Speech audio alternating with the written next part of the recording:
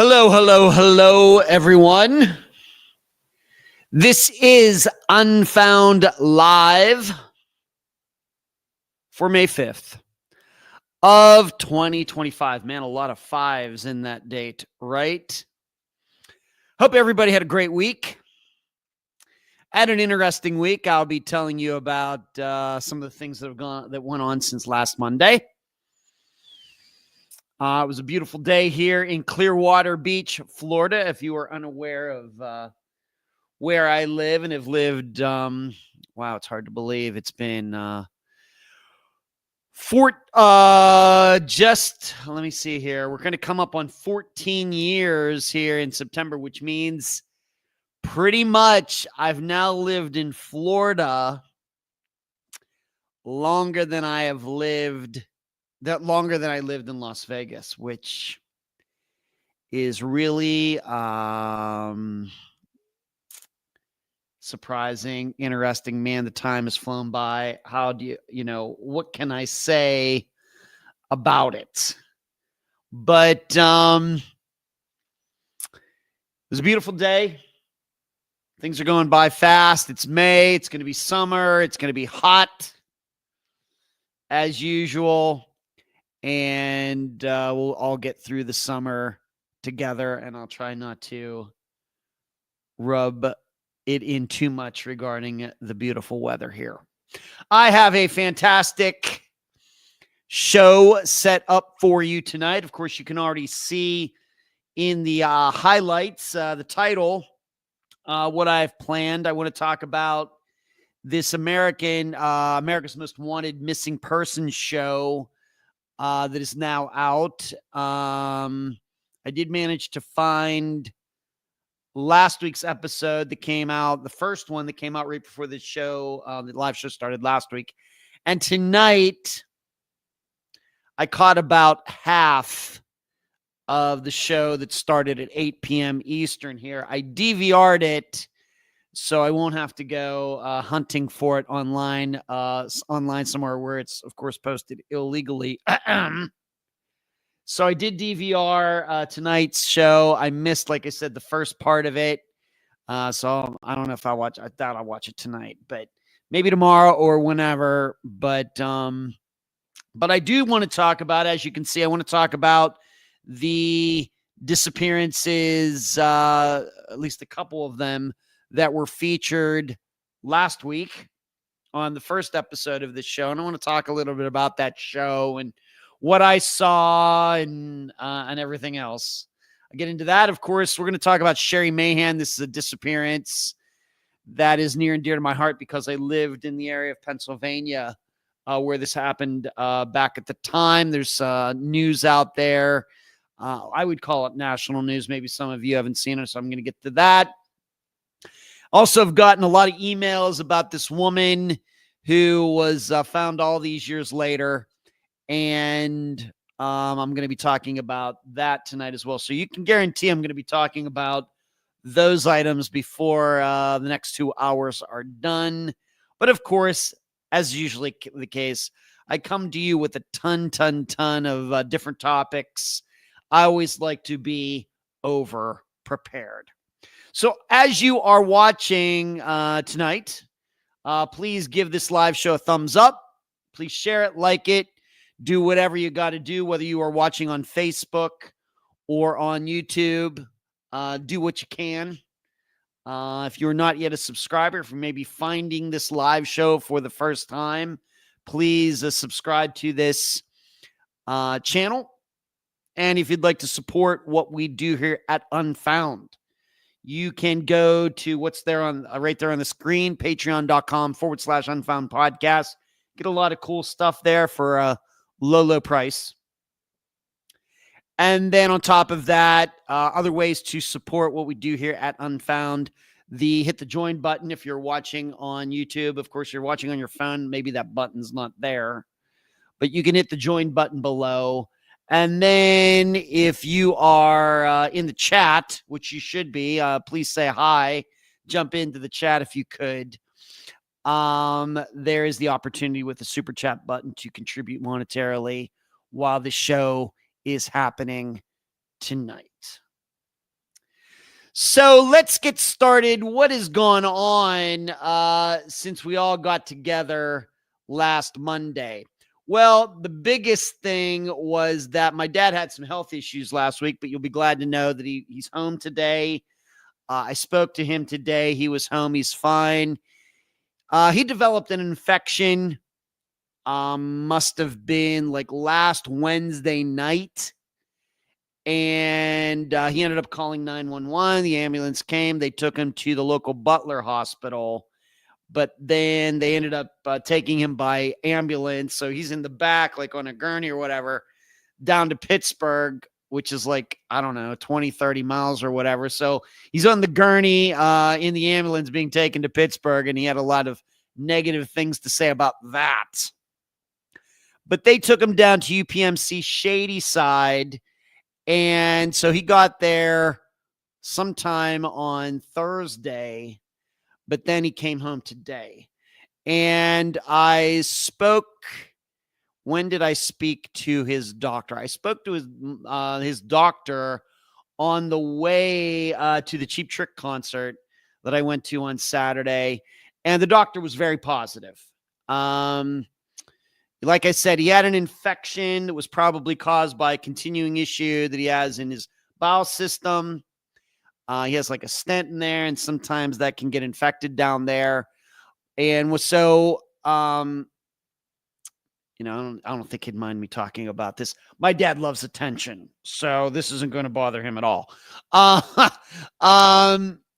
the infection level was not very good when they admitted him.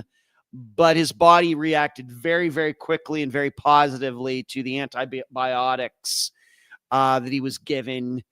And when I talked to the doctor on Saturday, he goes, as long as he keeps progressing, I could easily see him, us releasing him earlier this coming week. And that's what happened. Today, they released him, and they actually paid for a taxi to take him the whole way back to where he lives near Butler, Pennsylvania. And I talked to him once he got home. Sounds strong. He's happy to be home. Doesn't like being who does like being in the hospital? But my dad gets severe cabin fever, and he doesn't like the food. Who does? Once again, who does? And so he's good to be home, and 88 years old, and he's still keeps on trucking. The good news in talking to the doctor was that, of course, while he was there, they gave him an overall checking of everything on him. He's fine. Like I said, he's going to live forever. Vital signs were, even though he had an infection in his body, heart rate was strong, blood pressure was fine. He has his mind. He knew what was going on. He does get a little confused, but I think it's just because he doesn't hear that well, and he thinks people talk too fast. But he understood everything that was going on. They were very positive. The nurse that I got talked to said very positive things about him. And I guess he was saying nice things about me from what she said as well. And so he is now back home tonight in his easy chair, as he told me. And, so I guess things are back to normal. Just infection pops up once in a while. And as long as he's up on it, and as long as he reacts to it when it pops up, like I said, maybe once a year or something this happens, as long as he reacts to it in a positive way, if he notices things aren't right, things will be fine. So, what are you going to do? He's 88 years old. He's already lived. The average age of a man in the United States only lives to be 72.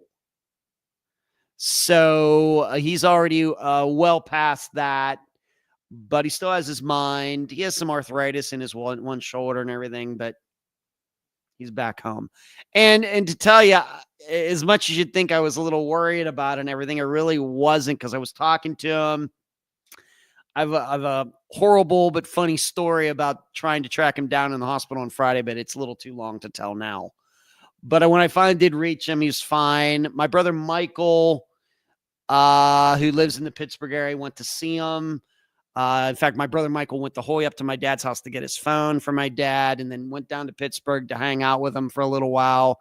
Once again, that's my brother, but that's not my father's son. Some of you already know that story.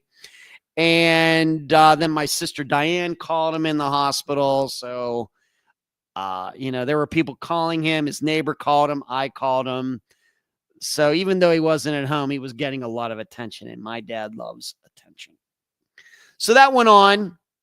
Like I said, he's back home. And as long as he continues to take these antibiotics that he got this evening, as long as he takes them to the end of, of their cycle, I think he's going to be okay. It's just some things once in a while just kind of go wrong down in there. But I think for now, it's all good again. And they did put a new stent. He just has some buildup around his bile duct, which is very common with people who live into their 80s. It just doesn't drain as fast as it should. It gets backed up, and of course, that can cause some health problems. And all they did was put a new stent in, and they said he's probably just going to be fine for another 6 months or something. So Dad's good. He's home. He's happy. That's all good. Like I stated, I went to see Cheap Trick on Saturday night at the Mahaffey Theater, my first time there down in St. Pete. And great show. I have to admit, there were some songs they played that I don't know. I wouldn't say I'm like the hugest Cheap Trick fan, but they are in the Hall of Fame. I think Robin Zander is a fantastic singer. At one time, they were huge around the world. A very famous concert they did in Japan that really, really, really put them on the map. And if of course, you're from the 80s, you know how they got mentioned in the movie Fast Times at Ridgemont High and everything. You got to go. If they're here, you got to go see them. So I did. My buddy Dana went with me. We got wings, and then we went to the show. Great show. We were up in the nosebleeds, but it doesn't matter. The only weird thing I would say about that, about the show, is that Robin Zander, although he sang and everything, never spoke to the audience. Usually the lead singer is the guy. How's everybody doing tonight? It's great to be here in St. Pete, Florida. Nothing. He sang. No complaints about the efforts he put into the singing, but it was Rick Nielsen, who's the guitar player, who did all of the communication with the crowd and joking around and introducing the next song and everything else. So is that the way they usually do it? Somebody who maybe has seen Cheap Trick more than once, maybe knows more about that. I just found that to be like the oddest thing ever. They did all the hits. They did Surrender. They did The Dream Police. They did The Flame. They did all of course, the songs that get played on the radio. And then they did some songs, like I said, that I didn't know, but I'm sure if you're a hardcore Cheap Trick fan, they're known to you. And it seems like the crowd did know a lot of those songs. I didn't. Whereas if I go to an Iron Maiden concert, I know all the songs, in contrast. But the theater, I don't know how many it seats, but it was pretty packed. It was pretty packed. And so it was great. It was great to get out, go there and see a band that I just don't know if I ever thought that I would really see them or not. Now, the next band that I'm going to see, AC/DC. And that is coming up not this Friday, but next Friday. So less than 2 weeks. I think that's what it is. And they're playing at Raymond James Stadium, which is where the Buccaneers play. So that's like 50,000 some people. And I pretty much think it's sold out. This will be my first time seeing AC/DC. Kind of been following them online. I don't know if Brian Johnson can really do it the way he used to do it and everything, but you can't really pass it up. And I realized that, of course, Malcolm Young is dead and it's not the original members from the 1980s. I get it, but had to go see it. And I've been reading reviews of other shows they've done so far, getting pretty good reviews. So I'm hopeful. I'm hopeful about that, but I don't know who I'm going with yet, though. I don't know if it's going to be buddy Dana or brother Brian is going to step up and join me for the show. We still have to work out all of those details. So we'll just have to see regarding that. But I got 2 tickets. I'm surely going to use one of them, and I'm sure either one of those guys will go. But Brian gets first dibs. He is my brother. But I already mentioned it to him, and just not sure if that's going to happen. But AC/DC is next, and I'm excited about that. I've never seen them before, and I've never been to a concert at a football stadium. The biggest venues that I've ever gone to in a concert are like basketball/hockey arenas that seat like 16,000 or something like that, usually around there. And Iron Maiden, they sell out when they play those venues. When I've seen them, they pretty much sell all the seats. But this is going to be something totally, totally different with AC/DC. So looking forward to it. And I, of course, will let you know how it goes, how Brian Johnson sounds and how they sound and everything else. The next live show after that. In other news, what's been going on with me is trivia. Only 3 of my team, only 3 of us showed up last Wednesday. We still won. And there was like 121 people there. Average is probably 6 people to a team, probably the average. So there are some teams that were like 8 or 9 people, and then there's some that are like 2 or 3 people. But we only had 3 people. We still won. It's freaky. I have to believe that people are thinking that we cheat. You just have to trust me. We have never cheated, ever. And we've been doing this. I've been playing trivia with some one version or another of these people for like 12 years, 13 years or something. Never have cheated. But it is amazing how much we win. We started at one venue, then that venue moved to a new building, and then the people doing the trivia changed, so the format changed, and then that place went out of business, so now we go to this place, and it's a whole different format and everything else. We just win. It just doesn't matter. It is really, really incredible. And it doesn't matter if only 3 people show up. Now, granted, when I showed up that one day, I didn't do very well. But it's amazing. We can get the team down to like 3 people, and we still do pretty well. And there was even a time when my brother Brian and I were the only 2 there, and I don't think we won, but we still did pretty well. So the trivia, we just keep winning. How many weeks are we into this now? I think we've won 3 out of 4 weeks or something like that. And of course, with the overall points, we're in first place.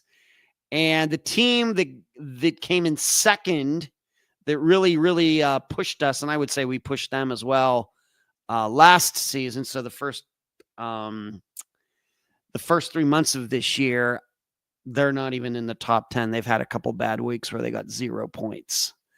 So we're well on our way in this next trivia season. And this will go, I think, to the end of June, I think. So we'll just have to see about that. What else is going on? I got a funny story regarding this. Something that happened this morning that... I got up this morning and went up to the Sand Key Park here where I go to throw, and I use this net. And so I set it up in the ground. You have to pound these little things in the ground, and I throw into the net. So just really working on my form And by the way, I was supposed to play in a tournament this past weekend, decided not to go because I went to the concert. I was like, I don't know what time I'm going to get home from the concert. Then I have to get up the next morning and drive to Bradenton. I don't think that's going to happen. So I got out of it. Luckily, I got a majority of my money back.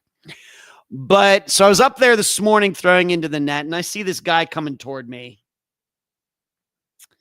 Has like a straw hat on, looked like kind of a dude. And in his bare feet, walking through the Sandkey Park at whatever time. Like I said, it was, what was it, 10 a.m. this morning or something? I don't know. And he starts walking toward me. And I, of course, I try to do this in an area that's out of everybody's way. Because I take up a little room. The discs are flying. I hit the net most of the time, but I don't even want to take the risk of hitting anybody, and I don't want to get in the way of anybody walking through the park. There's the playground and everything else. I try to stay out of everybody's way. But this guy starts walking toward me, and I'm like, well, what's up with this? And I have to admit, even though I'm a fairly friendly guy on here, in public, when like strangers are coming up to me and everything, I will say that I have a reputation probably with being very short with people. I wouldn't say I'm rude, but I'm just like, hey, what's up? You know, and if you ask me, somebody asks me a question, it's just like the bare minimum, because can't you see I'm doing something here? Can't you see that I'm practicing? I'm in my own little world over here, and you're coming over to me. What are you doing? And this is no joke. I'm totally not making this up. He comes up to me, and I'm just standing there with my discs, and he's standing not too far from me. He goes, hey, what's up? I'm like, what's up? And I'm just like going to continue to throw. He goes, yeah, man, I play. They have that group that gets together, over there on Sunday mornings. Of course, I've talked about this before. And hello, Dana. And I know that, of course, my friend Kevin runs it and has been doing that, I don't know, 5 years or something now. And so I know it goes on there. It's just really have not really just been working on my game and just practicing throwing into the net and everything. And so he mentioned this. Yeah, I know that group. Well, the guy walks by me, and I smelled him, and he smelled like a marijuana cloud. Now, most of you know, I don't do that stuff. I don't, of course, as all of you know, I don't even drink. Not part of my culture, not part of my lifestyle. Never, ever. Of course, I did a little drinking, but I've never been drunk or anything, but it's been like 20 years now or something since I've had any alcohol or something like that. But never been drunk, not a real big drinker in college, nothing. Which is what I would urge for everybody. But he walked by me, and it was in the morning, and he had already been doing that somewhere. He turns around to me. He goes, hey, you want to go smoke a doobie? And I'm like, man, I really don't do that stuff. That's really not what I do. And that really kind of ended the conversation right there. But I can tell you, see, what you need to understand, and if you see Dana that's Dana, my very, very good friend Dana, who is also a disc golfer, has assisted in some tournaments. He's the guy that went with me to see Cheap Trick this past weekend. So everybody say hi to Dana. He just got into the chat. But, you have to understand something about disc golf is that, it kind of did get started in California by a bunch of stoners. And that's the reputation that the sport had for a very, very long time.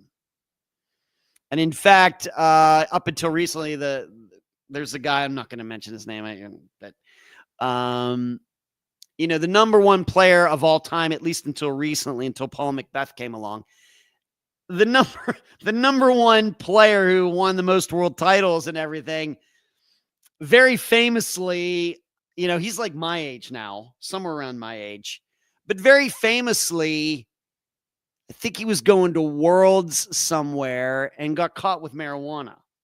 And so when a lot of people, like, I didn't get into it in my 40s, but a lot of players around my age really got into it in their like 20s. Well, it was kind of a stoner sport at that time.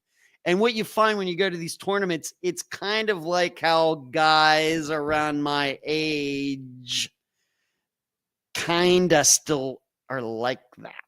I, of course, not like that. But like I said, I was never like that. And I didn't get into sport until I was in my 40s. But what you find, like the younger generations, like the millennials and, men and women in their 20s and everything are playing, the sport has changed. It's become less of that counterculture sport, and it's slowly becoming a mainstream sport. And the money's up and everything else. But it was just weird. This guy who came by me today, certainly in Generation X, very well could have been older than I was, but certainly in that Generation X. So it's like a horrible stereotype and cliche. It's like I could see it as soon as I saw he was like my age and he's coming toward me and he's bare feet. And as soon as he brought up about playing disc golf, I'm thinking, I know where this is going. And then he asked, hey, you want to go smoke a doobie? Now, like I said, the good news is that, in my opinion, is that when I moved to Florida, started playing tournaments in 2012, my perception, a lot less of that stuff goes on now than when I first started, at least to my perception. And like I said, I know there's people that are marijuana should be legal. And I'm not here to get into that. But you have to remember, this is a place where there are a variety of ages going down to little kids playing and everything. And then there's people doing that like feet from them. And of course, here in Florida, it's not legal and everything else. But like I said, it seems that has changed. As the sport has changed, it's become more of an athletic sport. Younger people treat it that way. They look at it as a regular sport, not just something to go out there and do things that you can't do at home. It was just a funny story. And I told Dana, I actually messaged Cameron about it today, and he got a big kick out of that story. That's a mutual friend of Dana and mine. So that was that. And Deborah says it's the hair. It very well could be. And, people, I don't judge people, granted, seeing that guy coming toward me, I kind of predicted what was going to happen. I don't know. Just because I have long hair, I'm into that. I don't know. But so, and I have to admit, and of course, this isn't the first time that this has happened. This has happened at tournaments. This has happened when I've been practicing elsewhere or out on the course, just playing by myself. It's happened before, but this used to happen when I had short hair too. I understand what you're saying, Deborah. But this used to happen when I had short hair too. So there you go. So just a story. I just saw it coming. So let's see who is in here tonight, and we'll get started on all the topics that I want to cover. Charlie, how are you doing? I hope you're doing well. I thanked your mother for calling my dad at the hospital. I really appreciate that. And as I stated, Michael went to see him. So my dad was happy about all that. Hello, Deborah. Neighborly, what's going on? Cinco de Mayo. That is Cinco de Mayo today. Isn't that like some artificially created Mexican holiday? Neighborly, I could be wrong about that. Amy, what's going on? D, how are you doing, D? Dee, good to see you. Michelle, I did go to see Cheap Trick, like I said. Great show. Great venue. I think Dana and I had a great time. Like I said, both Dana and me, we were like, some of the songs were like, we have no idea what this is. Haley, what's going on? Excited for summer fishing. Good to you. Sarah, hope you caught America's Most Wanted tonight. Thank you for reminding me it was on. Leanne, yeah, thank you, Charlie. Yeah, Ed Sr. is fine. He's home. He's in his chair. He's going to live to be 150. Canary, I saw Cheap Trick back in the early 80s. That would have been a great time to see him, Canary, for sure. Dream Police album, love. That's probably my favorite song by them. And daily, so next Friday, we'll do it on Friday or on Thursday. Yeah, as far as I'm going to talk about that tonight, D, as far as our trivia. Yeah, probably. It's your show. You do what you want, but yeah, Friday is going to be a little tough for me. Canary says, for those about the rock was when I last saw AC/DC. Well, that was a while ago, Canary. What would that be, 40 years ago now? I'm certainly going to go see them, and I'll give everybody a review at the next live show. Dana says, yeah, hit the last post. Yeah, I do miss the net, but you got to remember, Dana, I end up throwing, like I start up close, but I get fairly far away from the net at one point before I'm done practicing. But yeah, I do miss the net once in a while, but it's far away and it's only like 6 feet wide.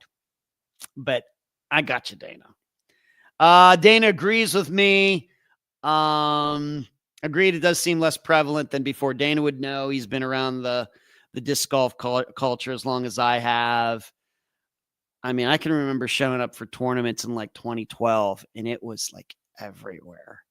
Now it's so rare that when I see it, it was like, man, I haven't seen that in a while. I think this is a positive change. Like I said, I think it's because the sport is progressing. It's becoming more mainstream.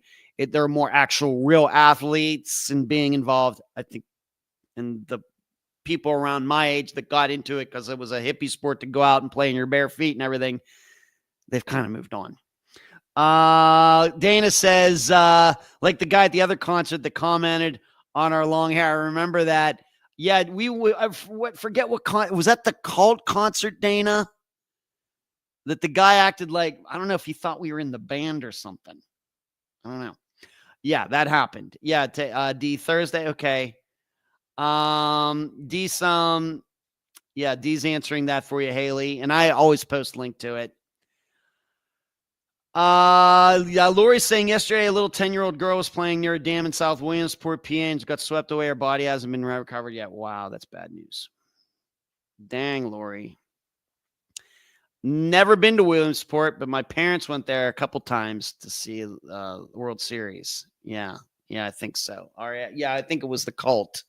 That was over at Ruth Eckert, I think, when we went, Dana. I think that was last year, over a year ago, or about a year ago.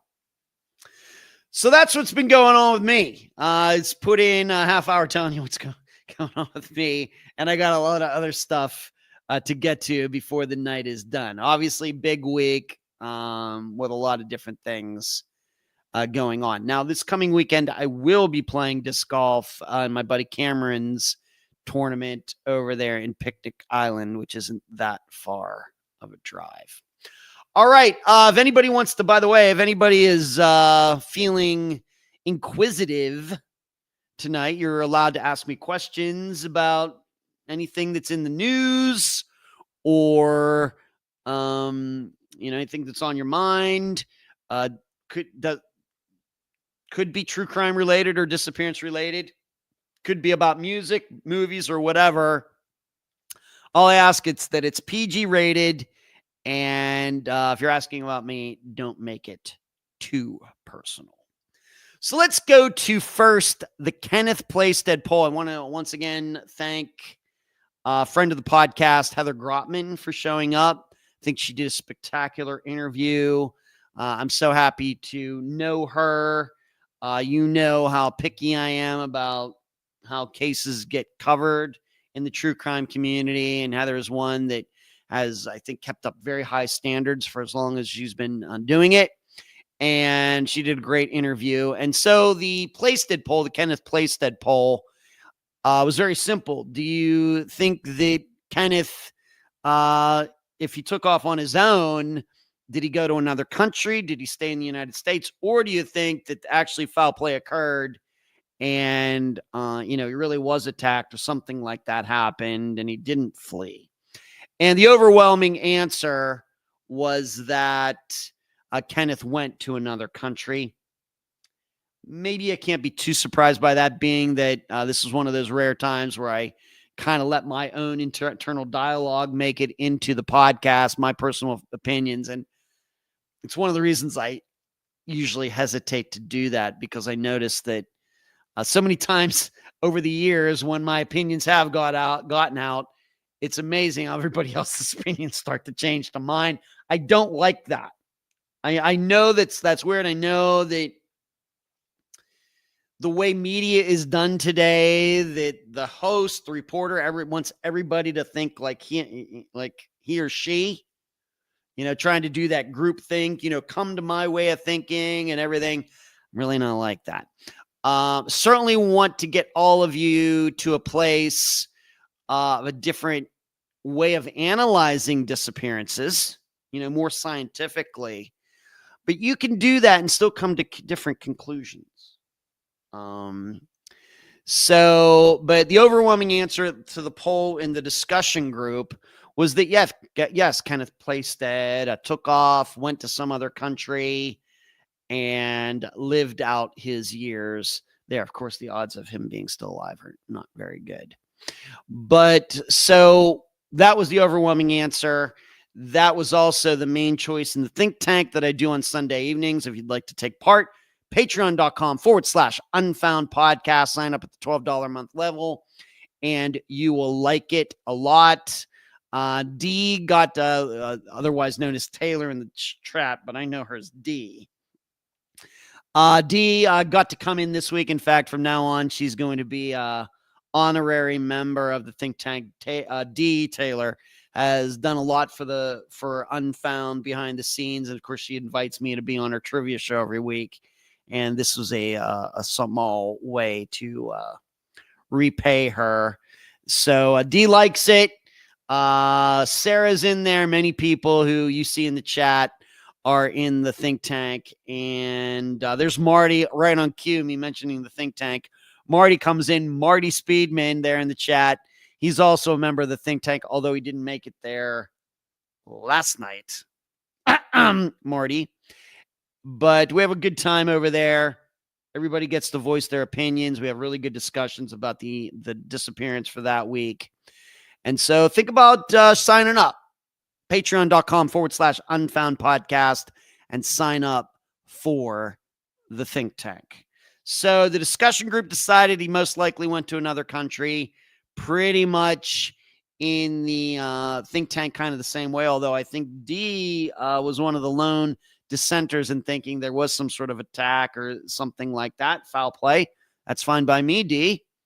For me, I write the blog. You only need $2 a month to read it or listen to it.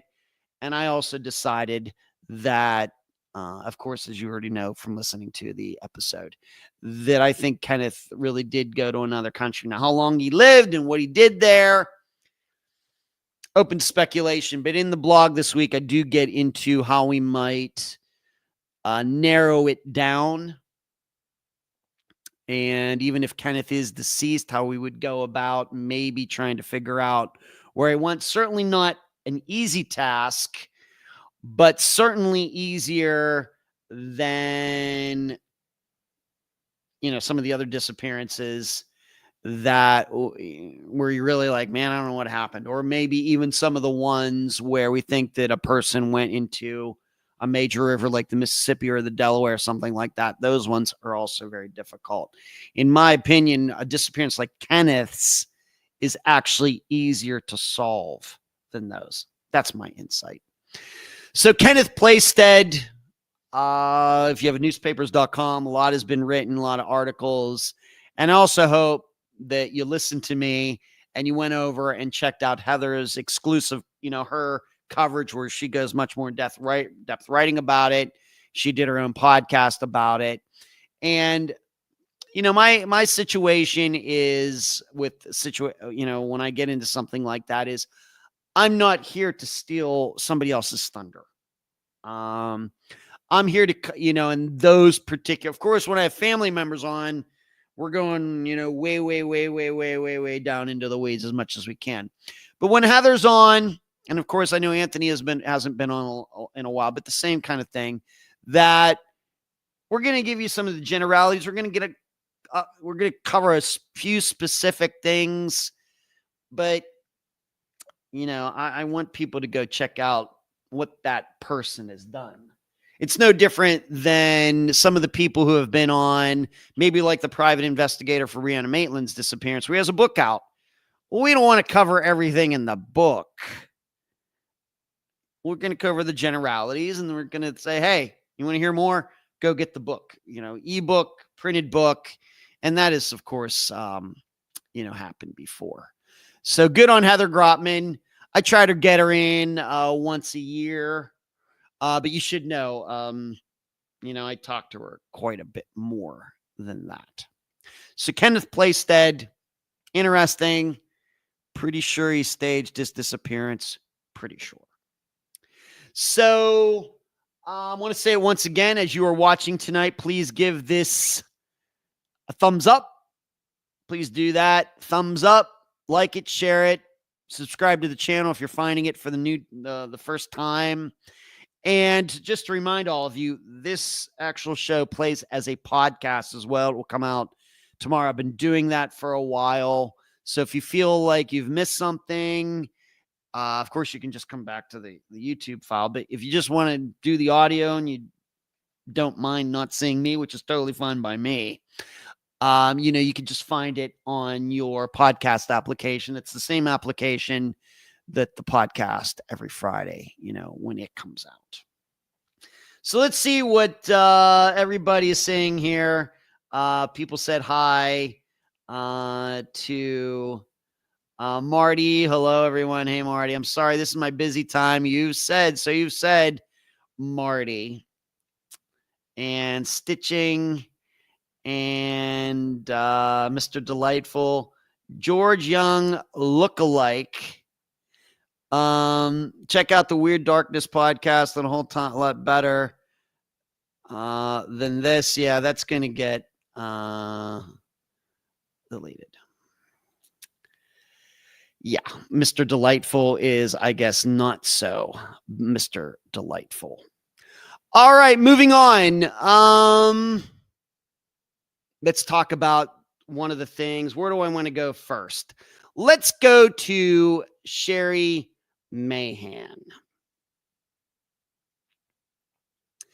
As I stated, this is a disappearance that I've known well for a long time, even before I could drive. And this happened, 1985? So I was a teenager. I remember it like it was yesterday. This is a disappearance that happened, I don't know, 15 miles from where I grew up in Leechburg, Pennsylvania. And this really going, as far as this YouTube channel goes, this might have been one of the first videos. Maybe that's an exaggeration, but pretty sure it goes back to the first year of this YouTube channel even existing, where I actually went to the location where she got off the bus. Nobody disputes that. And then disappeared from there. If you also remember, there was a woman who went to school with me. Technically, she was a year behind me. She graduated in 1990, but her husband, coincidentally, was on the same bus that day. And so I met them there. We talked about it. He kind of diagrammed and described what he remembered from that day. Very, very interesting. Well, the reason I'm bringing it up is because there's a new reward out. And coincidentally, it's from the same guy who has kind of put himself into the middle of Jody Husentrud's disappearance as well. Now, how can you be solving two different disappearances in two different states that aren't close to each other at two different times? Of course, Jody went missing in 95, mid 90s, and Sherry went missing in the mid 80s. How you can be doing that, I don't know. I don't know how seriously I'm supposed to take that. But this guy, from what I read, he came into some money. Was he in the tech sector and sold something? And so he has, I guess, some money to throw around. And he's trying to get into solving disappearances. And so for Sherry Mahan's case, he's come forward with a $100,000 reward for any information leading to the resolution to Sherry's disappearance. Now, you know how I feel about rewards. And this tells me this person might be, I don't know this guy. I'm not even going to get into his name. His name's out there. If you want to go see it, find it somewhere. I'm not getting into that. Very well. Do I think he wants things solved? Yes, I do. Now, you should know this is the same person that was behind the, the warrant information for Jody's disappearance, which really, in the end, didn't really tell us anything. But the people who run findjody.com, who I consider to be the experts on her disappearance, knew that before it ever happened. They've been through this over and over and over again for about 20 years. Is that, okay, yeah, you can get that, but you're not going to get any of the information that then led to the warrant. They're not going to do that. Mason City's not going to do that. Well, this guy came along trying to do the same thing. He got the same response. And me, what do I say?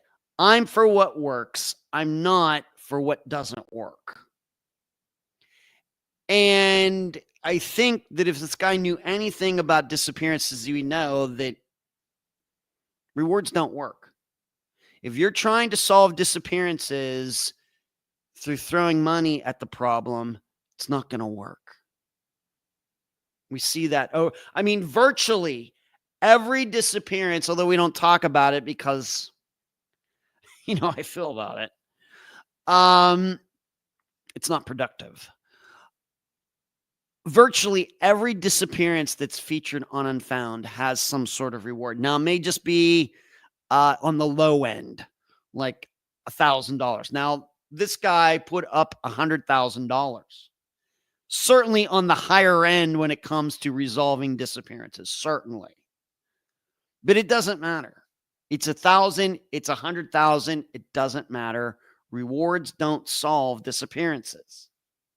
If people know things and they're good people, they will come forward. If people don't know anything, they won't come forward unless what? They think they might get lucky. Oh, there's a reward, and they'll just come up and make something hoping that it'll go somewhere. It's how it works. That's how it works every time. Now, I'm not saying a reward has never, ever, ever, never, ever, ever, never, ever worked. What I'm saying is there's more downside than upside to this. Because what happens, like I said, you start throwing money out there, every kook comes out of the woodwork. And then guess what? All these leads that probably are nothing, then the police have to go through them. Because why? Because if they don't, then the family's going to say, I don't think Jody's family would do this. I'm not even sure Sherry's families do this. But a lot of families would be like, you got to follow through on every one of those, no matter how kooky it is. These tips are coming in. You got to do that. Not helpful. You have every palm reader, numerologist, psychic, tea leaf reader coming out of the woodwork hoping to cash in. And the higher the amount, the worse it gets. That's what happens. How do disappearances get solved? This is why once in a while, that's why I do the series Found for Patreon and YouTube supporters. We actually take a look at, well, how do disappearances get solved?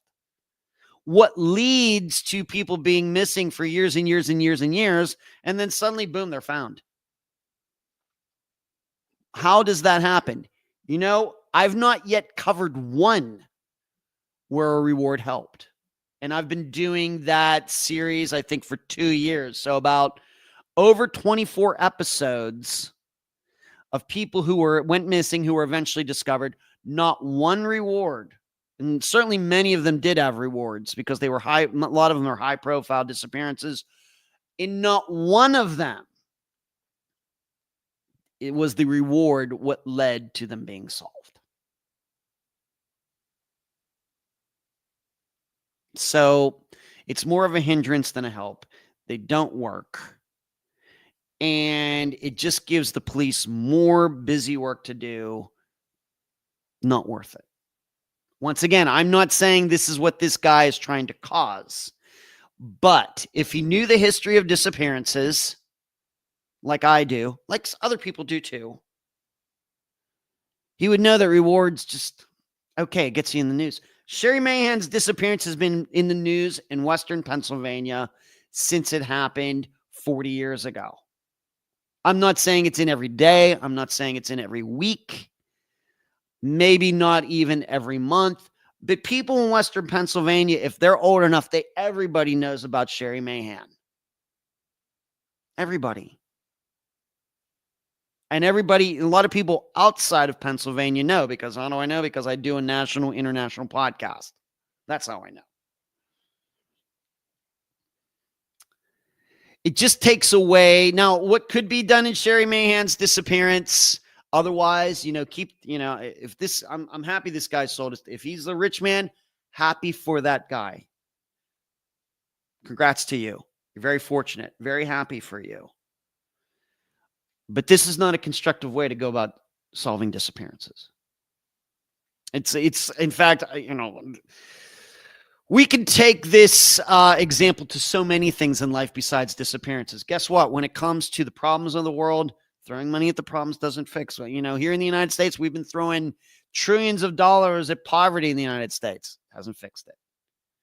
When it comes to athletics, a lot of parents out there spend a lot of money, for their kid to take these lessons and go to this coach and everything. But here's what I know. If the kid doesn't want to do it, the kid's not going to be a good piano player or a fast sprinter or a great baseball player or anything else. No money's going to change that. There has to be a desire. There has to be a will for all of this. And that is not usually expressed with money. It's just the way, that's really the way the world, I realize we have this idea, rich people get this, certainly can happen. It seems they get breaks and everything else, but I still am of the belief throwing money at problems doesn't change things. Changing behavior changes things. Changing the way people think changes things. Throwing money at problems, I don't think has a very good track record. Now, I'm not going to get too deep into it, but once I did post about this reward in the discussion group, I had a woman contact me through Messenger, and we had a short back and forth last night. She still lives in Western Pennsylvania. Of course, I'm not going to get into her name, but getting into some of the things that have gone on over the years. I'm not an expert in Sherry's disappearance. And so she was filling me in on some things, and I think she was telling the truth about. So we got into some possible theories, and I'm not going to get into that. But I think I've said this before when Sherry's disappearance has been in the news for whatever reason.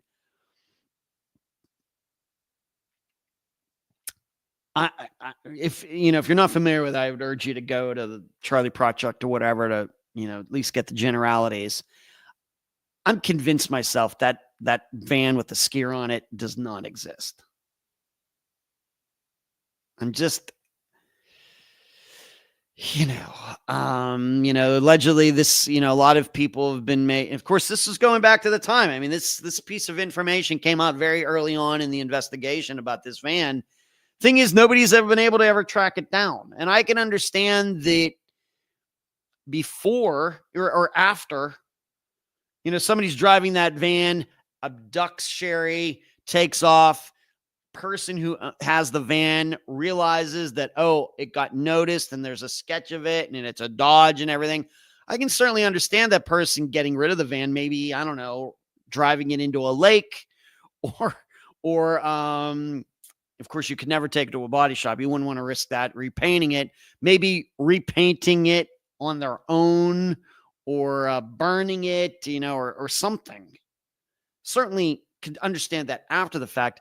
But the big deal is that nobody has ever come forward saying, I know that van from before Sherry went missing. That's what sticks out to me.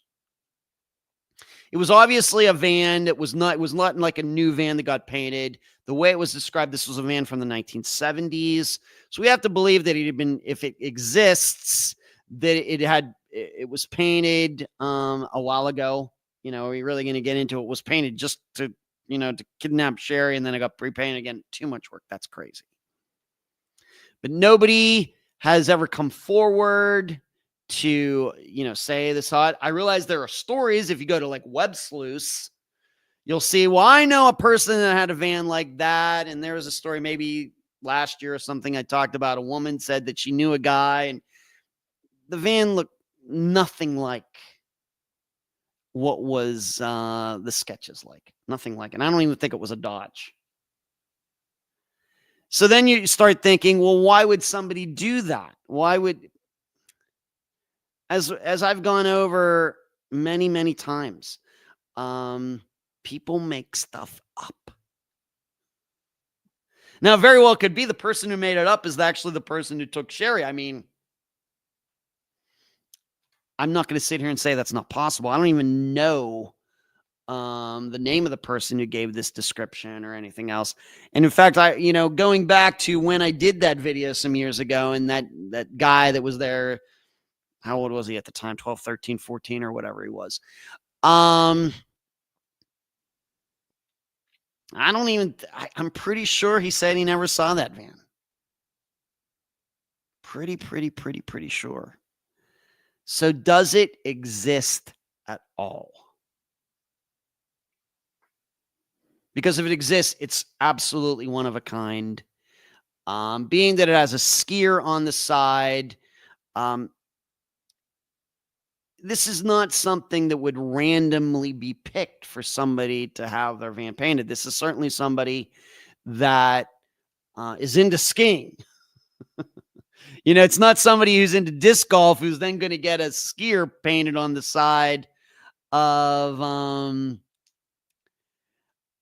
the side of their van. This is somebody who's into skiing. Now, what sticks out to me is, yes, we have Seven Springs. That's a known ski resort, very well known in Western Pennsylvania. But really, as a person who grew up in Pennsylvania, I never automatically think of it as a skiing state. It's a hunting state. It's a fishing state and other things. But skiing, I don't know. Certainly not like Vermont or New Hampshire or Colorado or other states like that. Certainly not. Utah, certainly not. So for somebody to have a van with a skier on the side in Pennsylvania sounds really, really weird. It would be like somebody having a van in Alaska with a surfer on the side, like that. So, and this isn't like, no, I wouldn't say I've had this thought forever, but at some point when you start thinking about how much work has been put into trying to find her, and the access that, of course, private investigators or, public people out here, we don't have access to DMV records. They would. Now, in the DMV records, do they have what's painted on the side of a van? No. But I also start thinking about, this was a van, I think a Dodge van from the 1970s. How many of those could have been around at that point? The 1970s Chrysler products don't exactly have the greatest reputation. So it might not have even been from Pennsylvania, but there was so much work put into this that just start thinking that that's probably not true. And this goes in line with what we've all learned about disappearances. the last almost 9 years of doing it. Witnesses lie. They just do. So what is everybody saying to this point? Gotta love the trolls. Yeah. I had a troll. We had to kick off my panel. D said, really? That's messed up. I don't know how anyone would take time out to troll people.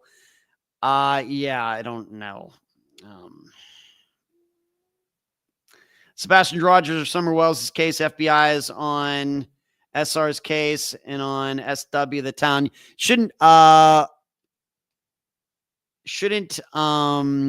abbreviate D, type everything else, because SRs and SWs, a lot of people don't know what that stuff means. Sebastian, yeah, you got to type it out. You got to at least say Sebastian. The FBI did Sebastian Rogers in September. Still no Sebastian Rogers. I love to troll. Swadi says Rockford. Kenneth Maines, friend of the podcast, just did a Mayhem episode. He had a similar thought on the van. Apparently, a van was seen following the bus, but if it were used to kidnap her, it would have to stop and turn around. Yeah.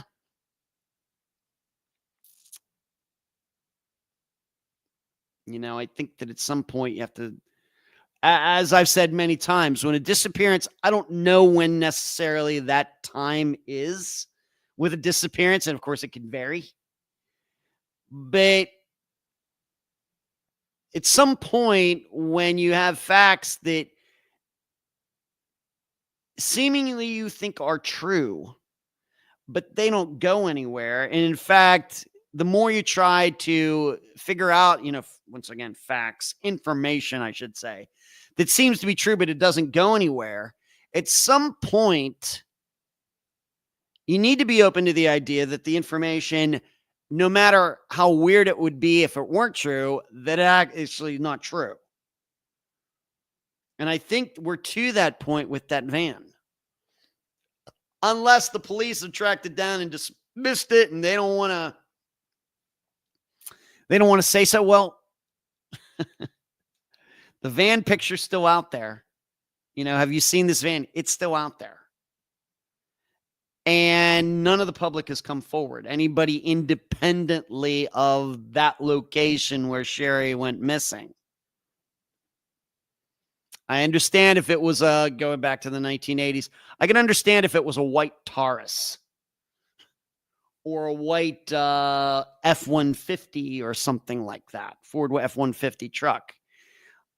But it was a very unique vehicle. It's like the example I always give is a purple Ferrari. You never see a Ferrari in purple. They're red, they're white. Some of them are black. But you could get, if you want to put the money into it, you could get your Ferrari painted purple. But they don't come purple from the factory. Unlike Rolls-Royce, they'll do anything for you. Yeah, the kids who got off the bus with man didn't report a van stopping. It's pretty much what the kid told me years ago, Rockford. I know maybe, before you were, found Unfound. They do report a blue sedan parked by the driveway. Yeah. Make them a mod, Rockford. In other words, it's a small country road. Either the van needs to stop, grab her, and go the other direction without being seen, or follow the bus. No way. Of course, they're not going to follow the bus. Yeah. So something within all of that is not right. And my general reaction when these kinds of things happen is that it's a person who thought he or she was being helpful. And now whoever that person, doesn't want to go back on it. Just maybe we're figuring, this disappearance is going to get solved quickly and it's going to, I just said something and it's not going to end up being anything. And I know I shouldn't have said anything, but I felt so emotionally compelled. I felt so bad, yada, yada, yada. But then disappearance goes for 30 years and you're sticking to that. You're stuck with that story. When you suddenly realize how many people are taking it seriously and Sherry's not reappearing, whether alive or deceased, then you're stuck. I really, really, really believe this is what happens. No proof of that. But I think that would go along with human nature, I think. Yeah, in other words, yeah, it is certainly a small country road. Rockford. I had never even been on that road until I did that video however many years ago. Must have been summer of 2017, I think, because it was like the first year that I had the car that I have now, my Sonata, and I had that car there. So it must have been 2017 I was there. But, you know, of course, her mother's really been out there, but the problem we have is that, you know, there were shady people around the family. I found out like that Sherry's stepfather, was it, or the guy that was with her mother, something like that, ended up getting in trouble years later. And I just don't know how good of a home life Sherry had. Of course, the tough part about her disappearance is she would be, you know, it's not like she was 2 when, you know, when she got abducted. She was old enough to know what her real name was and everything, and she would know that now. And she would hopefully have her independence by now, or maybe let's not even think about it. She's been in a dungeon the whole time, but she surely knows that she's Sherry Mahan. Even if somebody abducted her and changed her name, she surely still knows that she was Sherry Mahan at one time. And she knows if she's a free woman these days, has access to the internet, she knows all these people are looking for her. So what exactly are we talking about here regarding this disappearance? And not to mention, it's really, I mean, kids get abducted and everything, but where she was abducted from, not what we would call a target-rich atmosphere. This is not a college campus. This is not a teenager getting kidnapped a block away from walking to a high school or anything. We're talking about, like, as Rockford said, some obscure country road out in the middle of nowhere that, even though I'm from the area, I don't think I could drive exactly to that spot now. I'd have to use Waze to get there. So an abductor, what is an abductor doing out on a back road? I realize following a school bus, there are kids on it. But when you think about it, isn't that like the worst plan ever? I'm going to follow a school bus. Little girl's going to get off, and I'm going to abduct her. And you don't know the little girl, her mother baby waiting at the bus stop. It could be this. It could be, there's so many variables. And this is the plan when somebody came up, this is the plan that was created.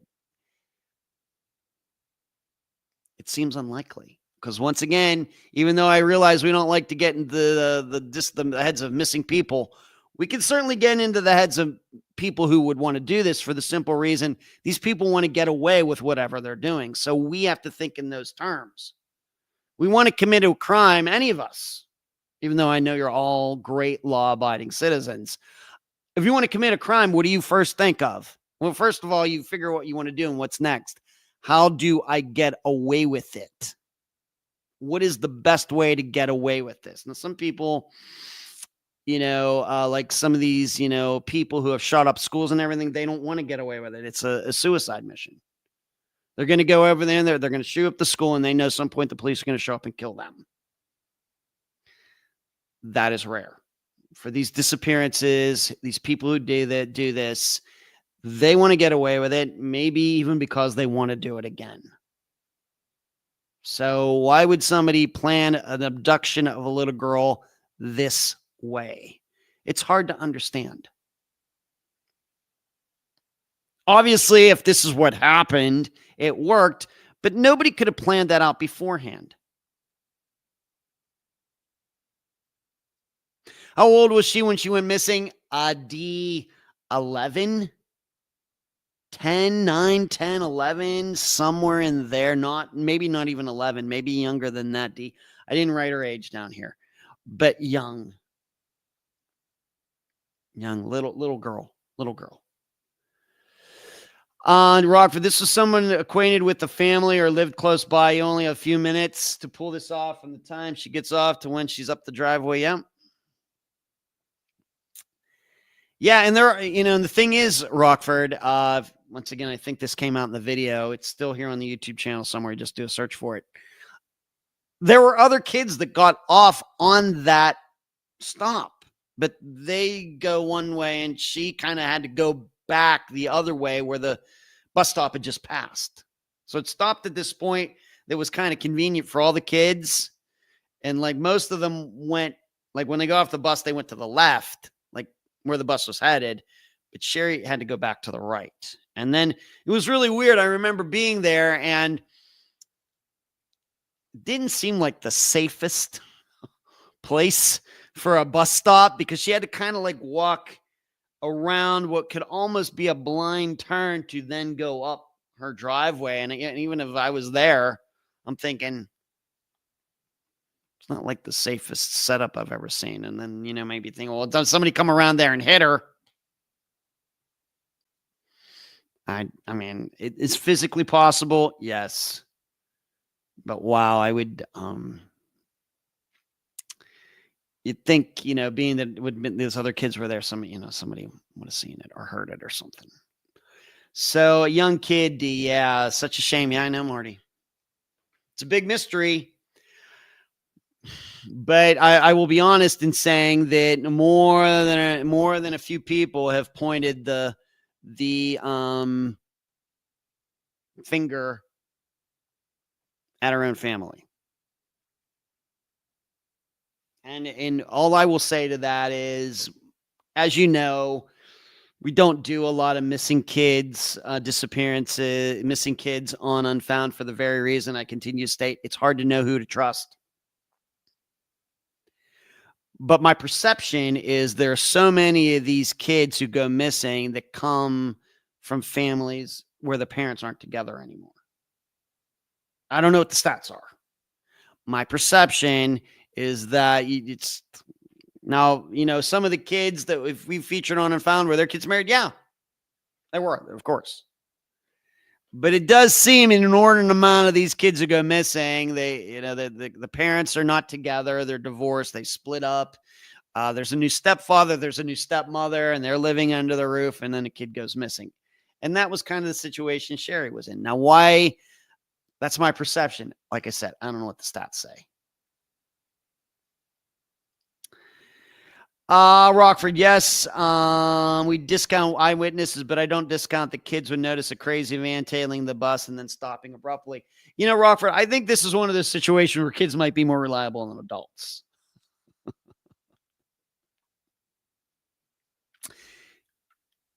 Although kids tell stories, all of you are parents. I am not. Most of you are parents. You know how your kids like to get away with things and lie and everything else. But I have to admit, in my perception of disappearances, I actually think you're more likely to get truth from kids. They aren't as maybe susceptible to peer pressure and these types of emotions and really understanding what's going on in disappearance and everything. They're just going to call it like they see it.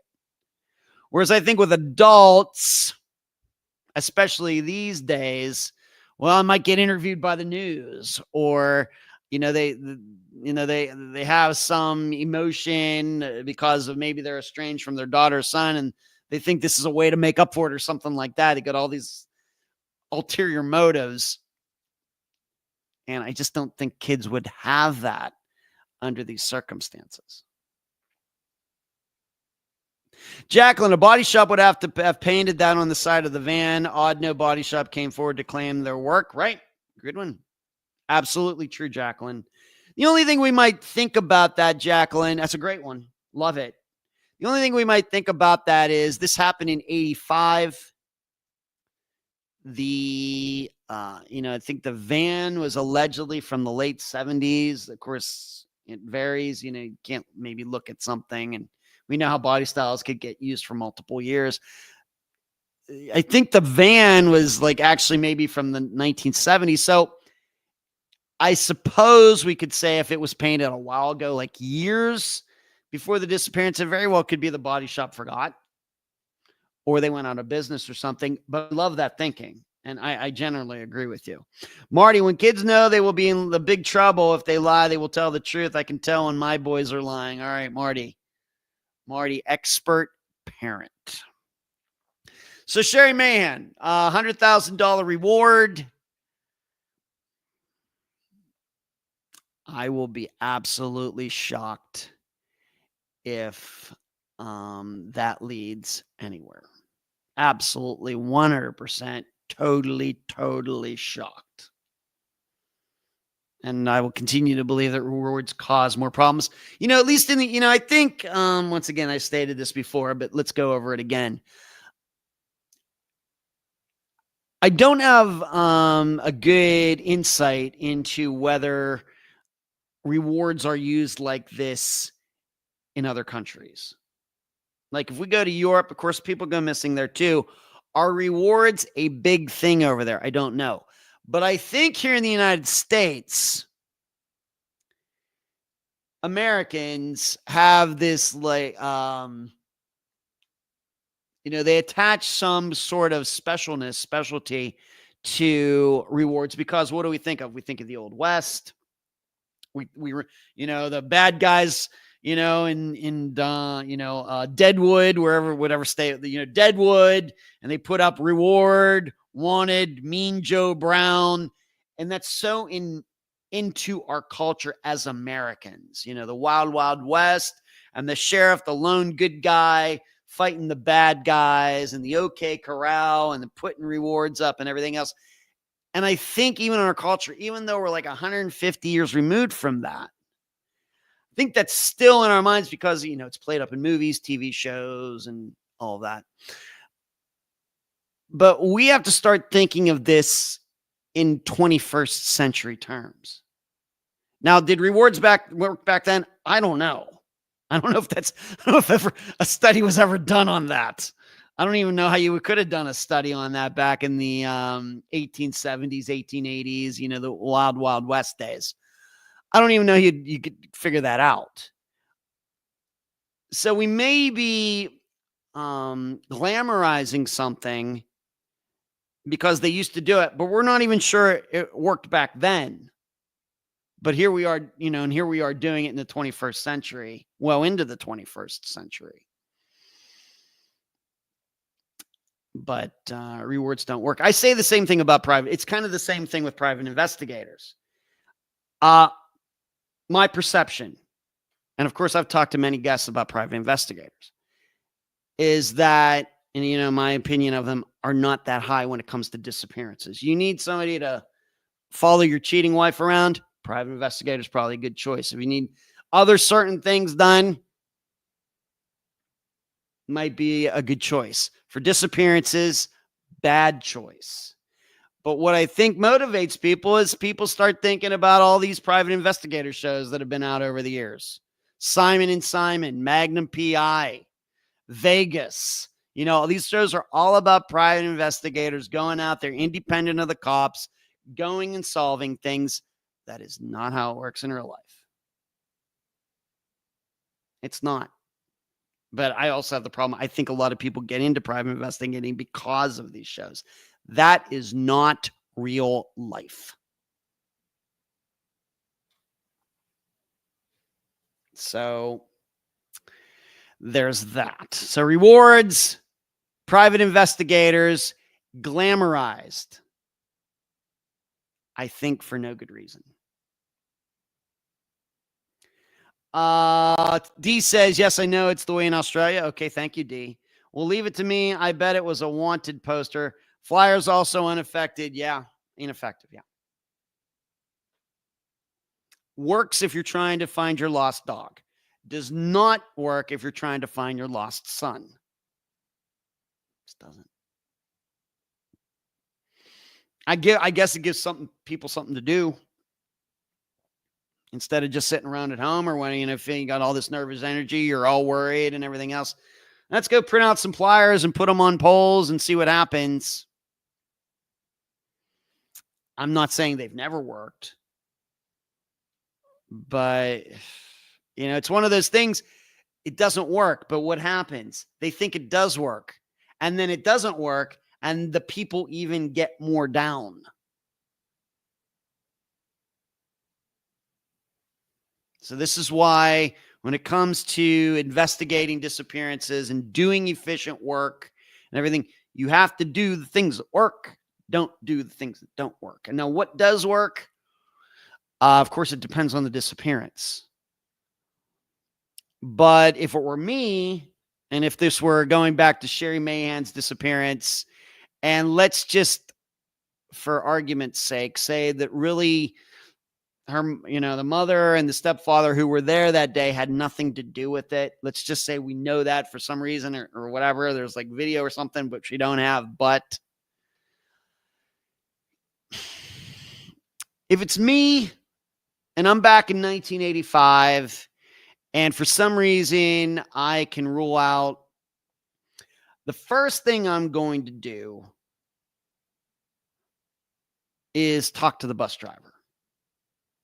Now, I'm not saying the police didn't do that, but that's, doing things that way and thinking about the situation that way is better than anything you're ever going to print out. The bus driver drives that route every day. That bus driver is the adult. That bus driver probably makes a pretty good witness. The bus driver knows all of these kids, knows the road, knows the cars that you pass every day and everything. But you need to get to the bus driver fast because, as we know, people's memories start going downhill very quickly. The problem we have is, at least publicly, all these years later, we don't necessarily know what the bus driver story is. We know what the kids' stories are. We know allegedly about some people who were driving cars in the area, what they saw. And I think it's actually from one of those people that that this story about the van first started. But I would like to hear more from the bus driver, and the bus driver might be dead now, about that street, about that road, about the route, about any weird things that maybe had occurred. Of course, it's too late now, but that's how you go about these things, in my opinion. That's going to tell you much more than any reward. Well, I know San Francisco investigates has found people. Okay. So that is Sherry Mahan started with me talking about this reward. And it's one of those things. It's $100,000 reward. What, 50,000 isn't enough? If it's 100,000, why? I mean, I don't know what this guy's technically his monetary situation is. Why not make it 200,000? Why not make it 500,000? 50,000 is not enough. Here's what I think I know. If somebody is a good person, knows something, that person would have come forward a long, long time ago. And I realize reward, unfortunately, too many media sites. Oh, there's a new reward. We got to cover it. That's bad. It's reinforcing bad behavior or whatever, however we say that. You're glamorizing bad behavior because what do people learn? If I get a reward, we're going to get more media attention. As I continue to point out, and I do a podcast, but you know who else got a lot of immediate attention? Brian Schaefer, Mara Murray, Jennifer Kessler. They got as much media attention for their disappearance as any regular person has in the history of the world. Still unsolved. So it's certainly podcasting doesn't hurt. Doesn't hurt. I do think you got to do media and everything, but if the media is only going to show up when rewards and things are, well, that's just, I think that's counterproductive. It's like one step forward and two steps back. All right, moving on. What else do I have to talk about? 63 years later, I'm going to get to that. I just want to mention some other Unfound stuff. The newest Unfound now came out. Joseph Gagnon. That's the newest episode that came out here of Unfound now this past week, just a few days ago. and he wrecked his car and went somewhere, Burlington, Vermont. So you can check that out. That's everybody can check that out on the YouTube channel. I go take a look at the map and try to give you the lowdown on, once again, what happens when a car gets wrecked and somebody's missing. What are we supposed to think? What are we supposed to do? The Found episode, now that's only for people who join. Hit the join button below on the YouTube channel. And also for Patreon supporters at the $5 a month level and above. I take a look at the disappearance to discovery of Abbie Hoffman. How many of you have even heard of him? I have, but I'm of a certain age. He was a well-known 1960s radical. He was one of the leaders, what they call the Chicago Seven, who led protests at the Democratic National Convention in Chicago in 1968, if you follow history and political stuff. They really were rabble-rousers back then. And in fact, I'm sure a lot of Democrats will say that the problems that they caused at the convention were the reasons that Richard Nixon ended up getting elected in 1968. I think some of them would make that argument. But he actually went missing for a while. He had gotten some drug charges. He went missing. And then he voluntarily came back to his own life. And I follow his from disappearance to discovery of Abbie Hoffman, Hoffman. Very unfortunately, even though I think the guy was a kook, but very unfortunately, he ended up committing suicide later in the 1980s. Late 80s, maybe early 90s. But you can check that out, but you got to hit the join button below on YouTube, or you can go to patreon.com/Unfound podcast and sign up at the $5 a month level or above. I love doing those Found episodes. Why? We can learn a lot about disappearances that get solved. Learn tons. And as I stated earlier in the show, one of the things you learn, unfortunately, too many of these disappearances get solved by luck, even the well-known ones.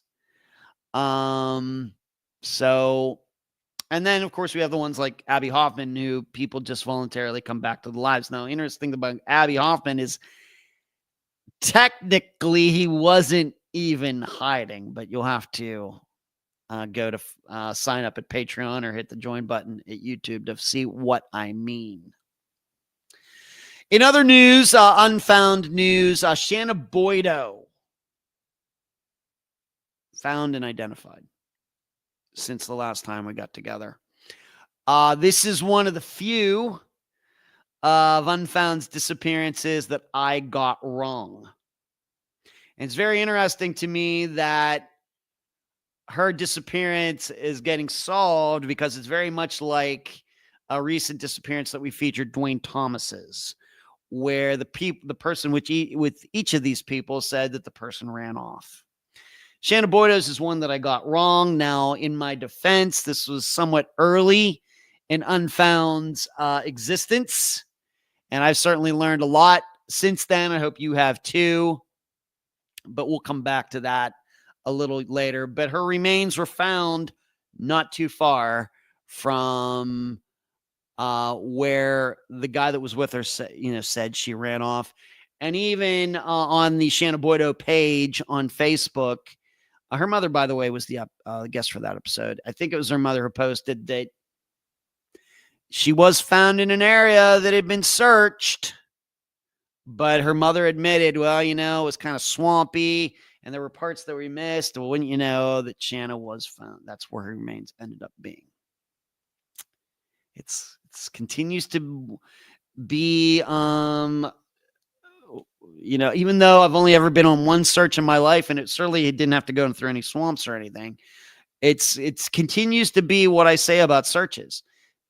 The searches are only good as the people who are willing to do them and where they're willing to go. And I think more and more we're finding out that these searches are not complete. There are a lot of areas that are missed. And the areas that are missed are difficult areas that, I mean, how many more times does this need to happen? Search area done. What happens? Family moves on, police move on, private investigators move on, media moves on. Well, she's not there. She has to be somewhere. She must be somewhere else. Nope, she was there. And these kind of things totally throw off investigations. Totally. When you miss a missing person for whatever reason in a search area, then you're looking all these other places and the investigation gets totally off the tracks. Totally off the tracks. That's why I say, keep searching the same area over and over and over. If you did it 10 times, do it 11. If you've done it 20, do it 21. Done it 50, do it 51, 52, 53. If you have no reason to believe that person made it out of that area, then you just got to keep hitting that area hard over and over and over. Different people, different grids, different this, different that, start from a different direction. I'm going to stick by that.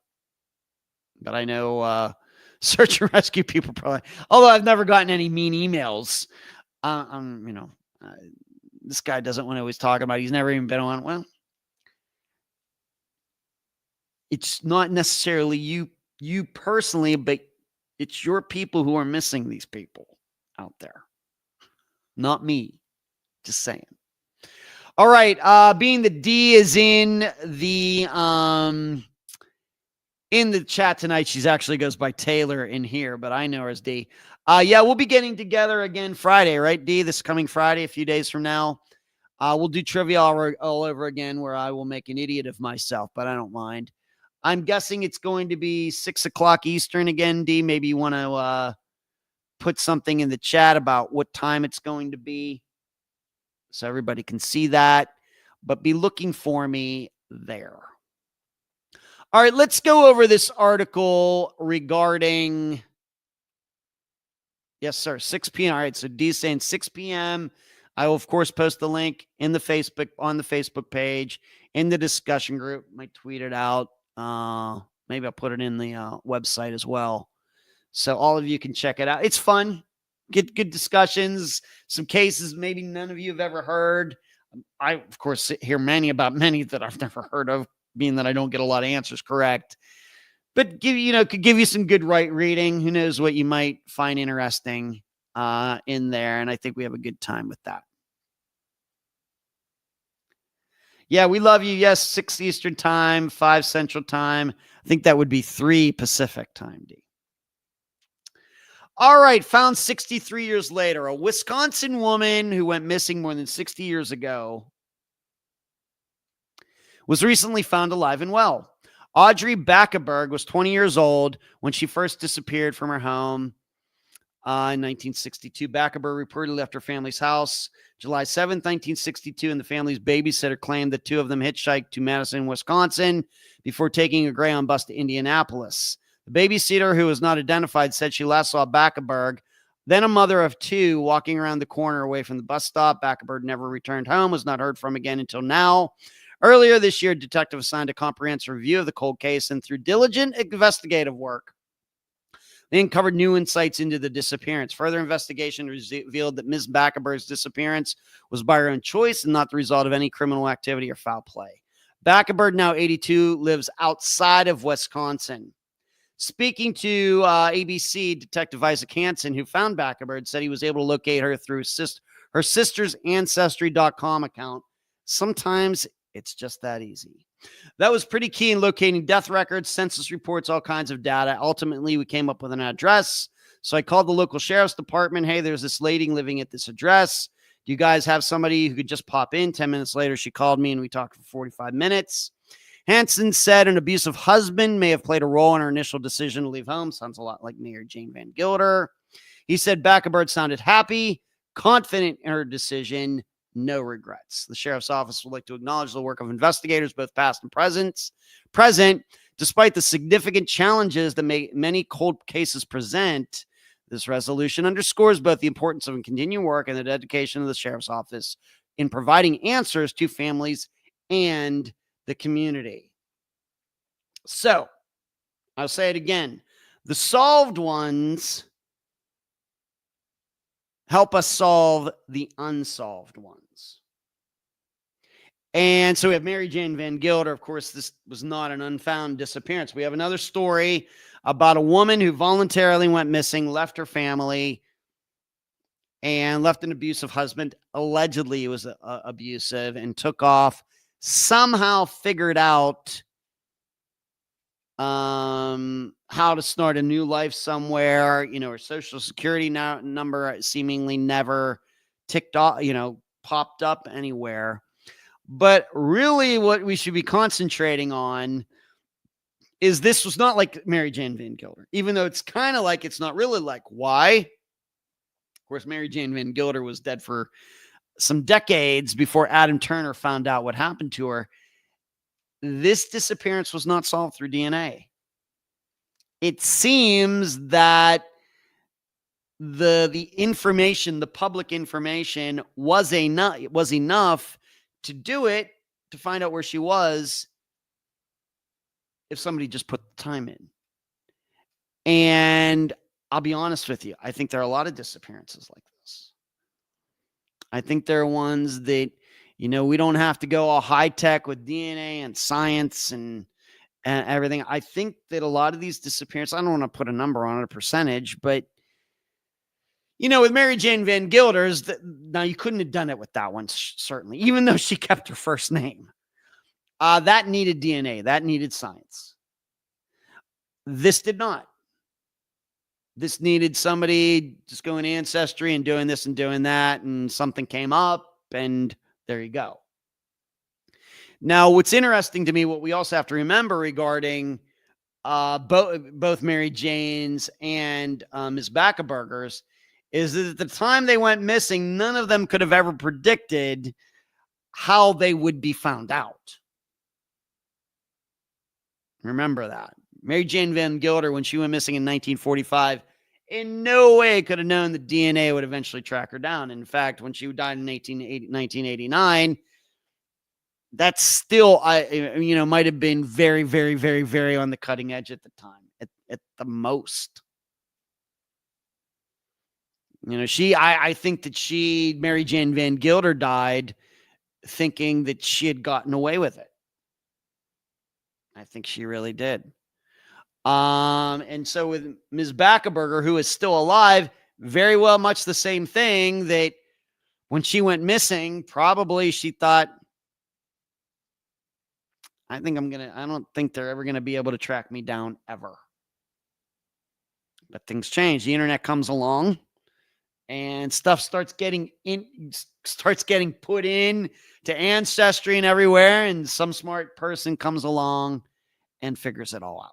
And I'm certainly happy that she's, alive. I'm glad that it seemed like that was a good choice for her. Horrible for her family. But she seems happy with her choice. Now, you may be asking, could not have this been the man said? Being that she allegedly walked off and she had this abusive husband. Ed, if you'd have featured this at some point before, maybe a few years ago, before all this all came out, of course, what would you have been thinking? Would you have put this in the man said category? Probably not. Because the last person who saw her was not her husband, whether he was abusive or not. It was this babysitter. Now, would I believe the babysitter? I think that I would have thought, this babysitter, the story's just crazy enough to be true. It'd be hard for me to, and if she'd been interviewed or something, she has a very specific story about where they went, as she has. It would really speak to me that I think this is true. This isn't, like we said before, where people lie just trying to infuse themselves into disappearances. I don't think that I would have thought that way with this. And this would strike me as a situation that, I think she really did walk off. Now, could I predict she's still alive now? No. Who knows what could happen to somebody like that? Could I have predicted that she would be found this particular way? Probably not. But we know it happens. So not really. Babysitter was the last person to see her. Of course, like I said, they went on this trip on the bus or whatever it was. Now, I did look up something else that I think is important. This is also something that I do in the Found episodes. I go back and what was written about that disappearance at the time. Nothing was written about this woman's disappearance, Audrey Backberg's disappearance at the time. Now, what makes this really confusing, Audrey Backberg, that sounds like a pretty unique name. Nope, there's another Audrey Backberg in Wisconsin who's very prominent. I think she was in the schools. You can find pictures of her. That's not the right Audrey Backberg. So that's a little confusing. But nothing was ever written about her disappearance, at least on newspapers.com, until 2002.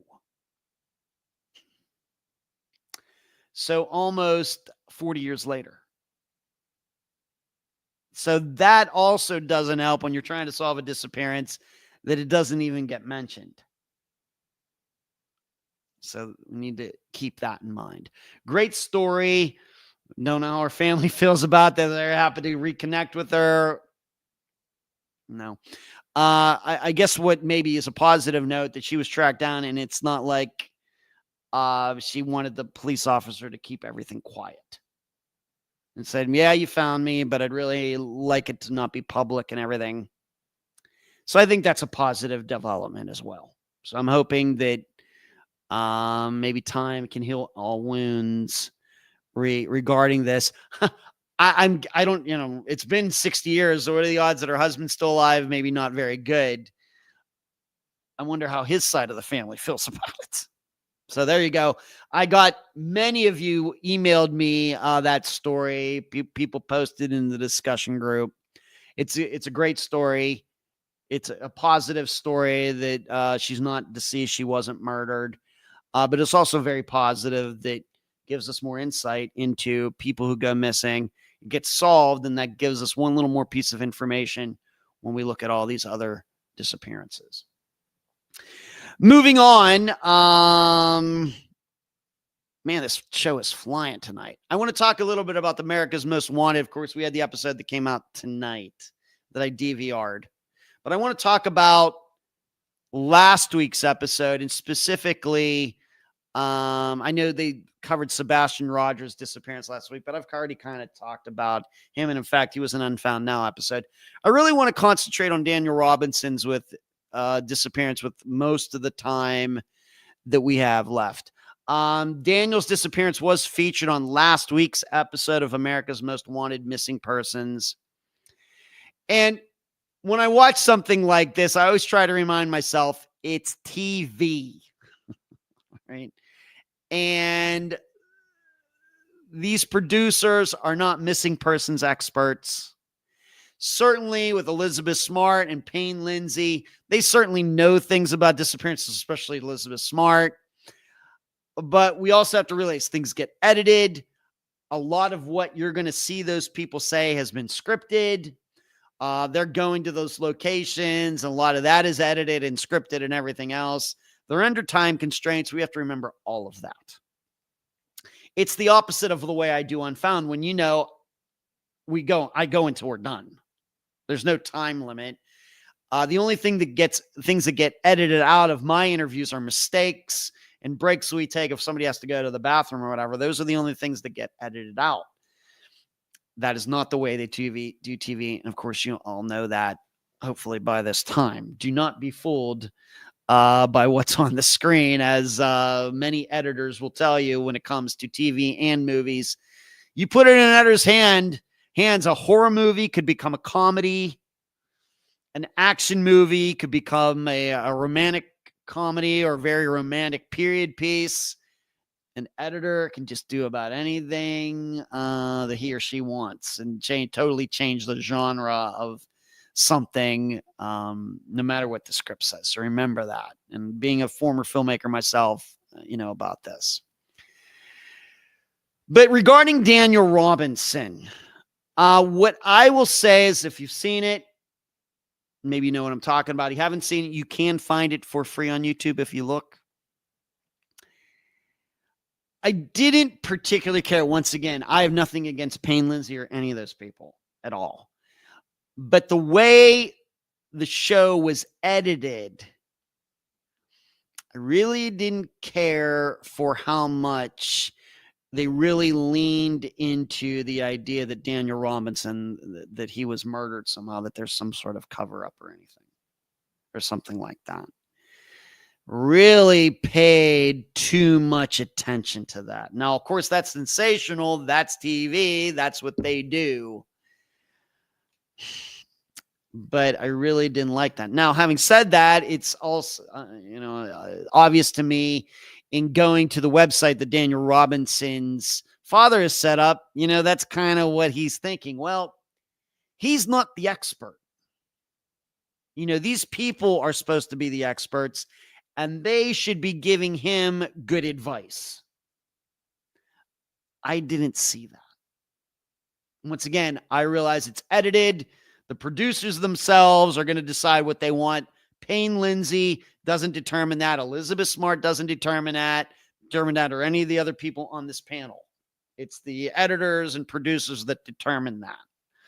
But the way it came across, too much going in the foul play direction. Too much. I even said this recently. I forget who I was talking to. But I think most of you know by now, even though I really don't do my theories on the podcast, is I'm Mr. Boring. Really, really, really, when it comes to my theories, Mr. Boring. I try to learn from experience. I try to learn from solved disappearances. And to me, Daniel Robinson is surely one where something went on with him psychologically and he took off on his own. Now, they made something, the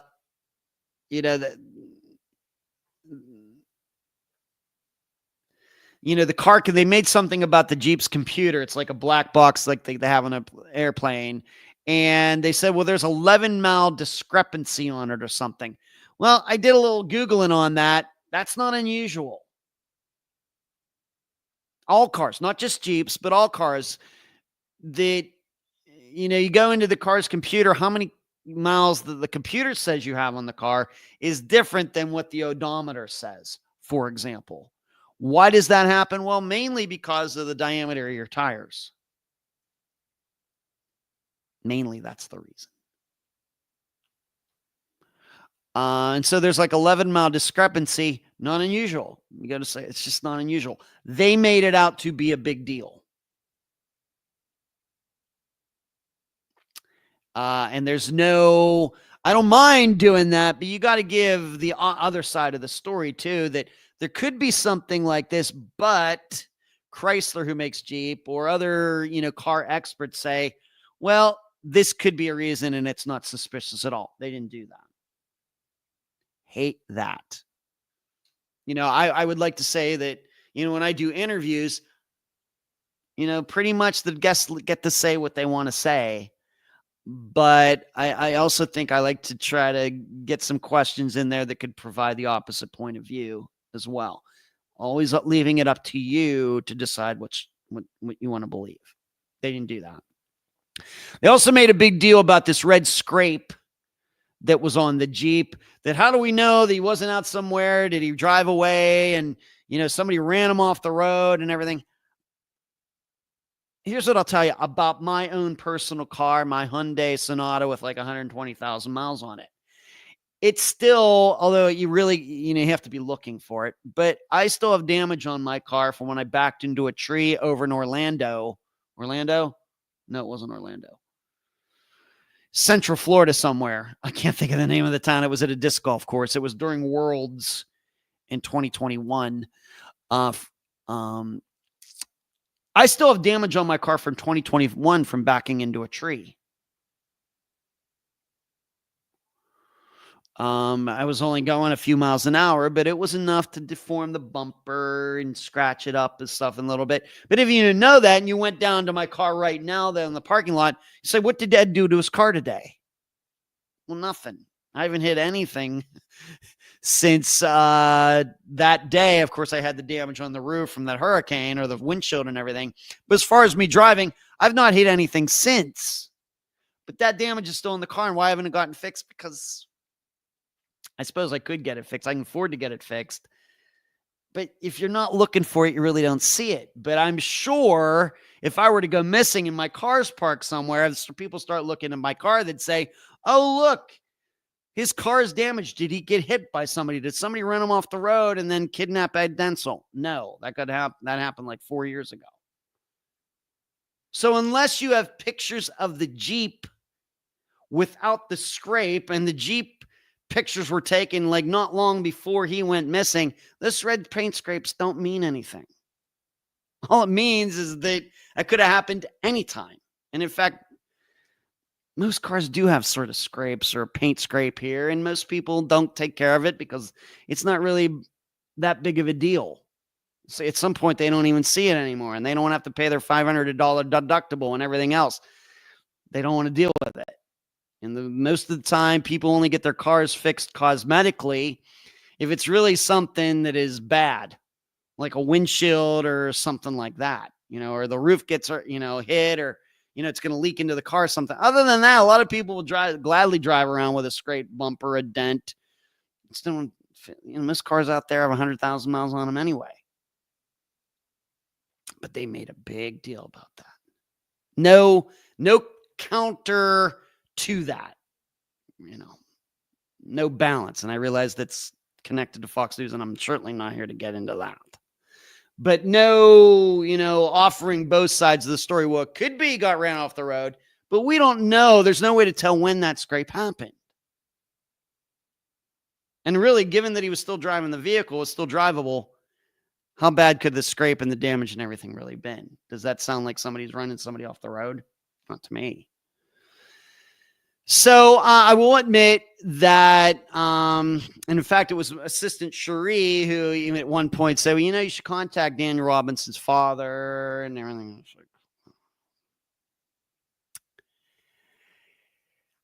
As I have written in my notes, I think my insight into Daniel's disappearance might be a little too simplistic for his father.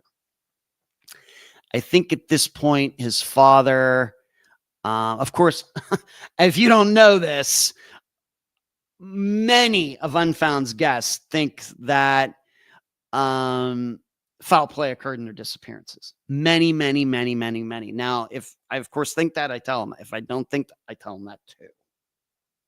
But when they come on the episodes and they get interviewed, as long as we're telling the truth, that's good enough for me. And many of Unfound's guests, I differ with them. My opinion is different from them, and I promise you, it never affects how much I'm going to try to help them. Never.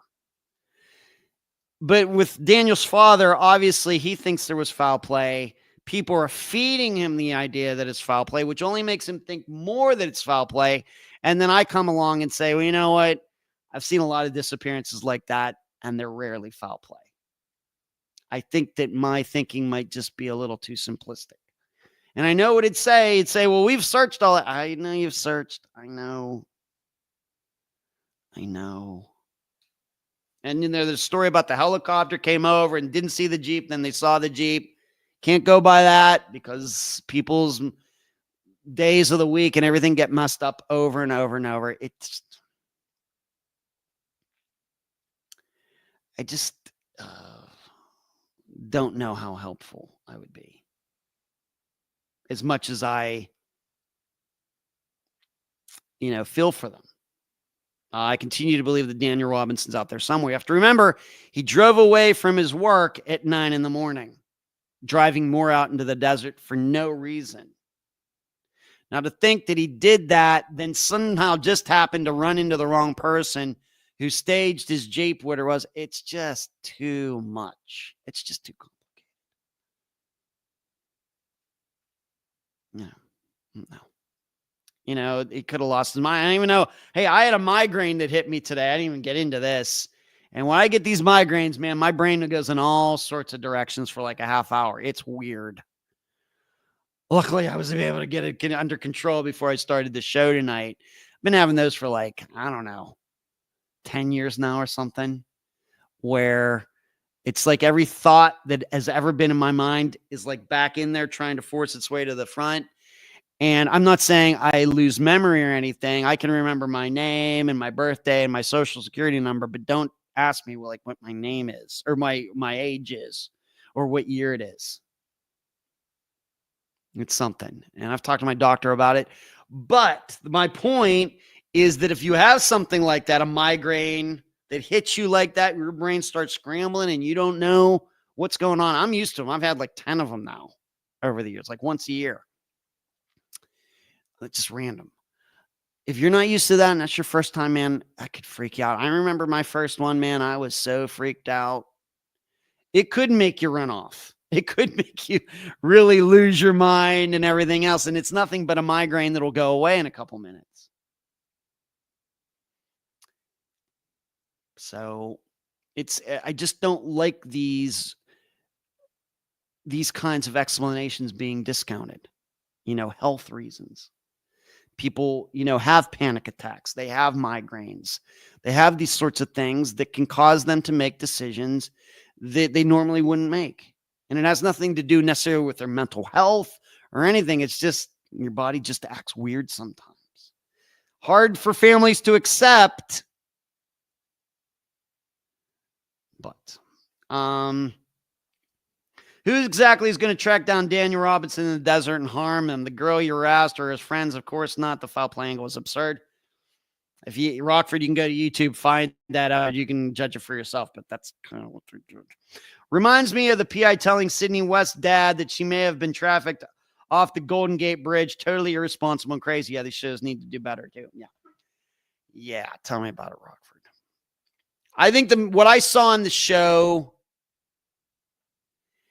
in that is that the main mistake is just all these people, including Elizabeth Smart, they think about these things too logically. Well, that missing person wouldn't have done that because you can't do it that way. They should all know that we have so many crazy stories with disappearances of people doing things that make no sense. Stop thinking that way. Stop doing that. In addition, in tonight's episode, if I could talk about it for a second, at the beginning, the host, the Fox host, it's like the tagline is people don't just disappear. Actually, they do. And actually, a lot of people go missing by themselves and nobody else knows what happened except the missing person. Common. I hate cliches, man. And I know from my writing career, writing novels, one of the main things I always did, avoid cliches. Avoid them. And one more thing before I get to this Friday's episode, it seems Sherry Papini is going to be on TV on May 26th and 27th. I know all of you will be waiting with bated breath for that. All right, let's get to this Friday. We're going to do the first In Memoriam episode that it's been a while. It's been over 5 years probably since the last one. But we are going to go over Shanna Boydo's episode. Could have done an interview for this week, but when I find out that her remains had been found and where they had been found and everything, and being that I got this one wrong, this is the way I am. I tell you when I get things wrong. All right, point it out.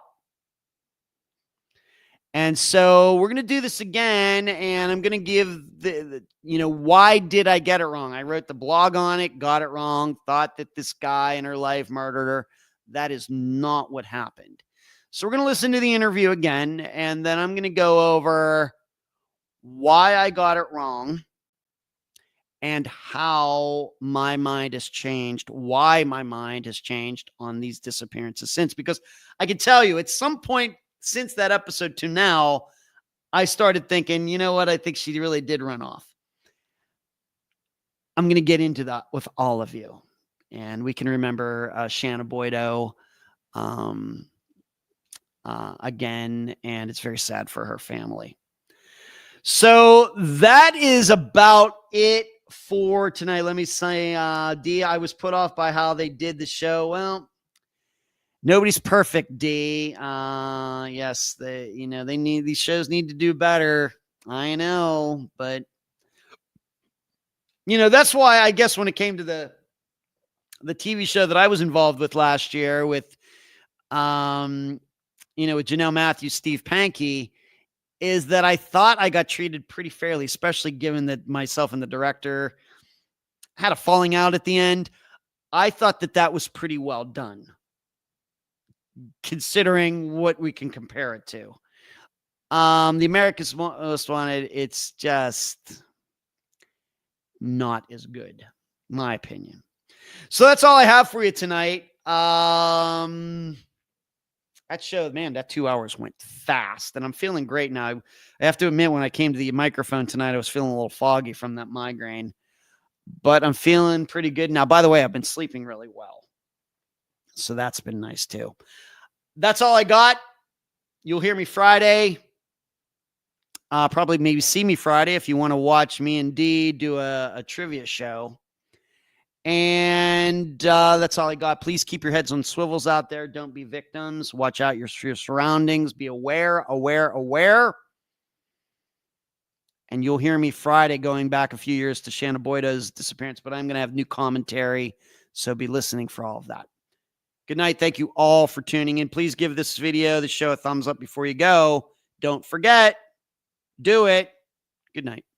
Say hi to the kids for me, Charlie.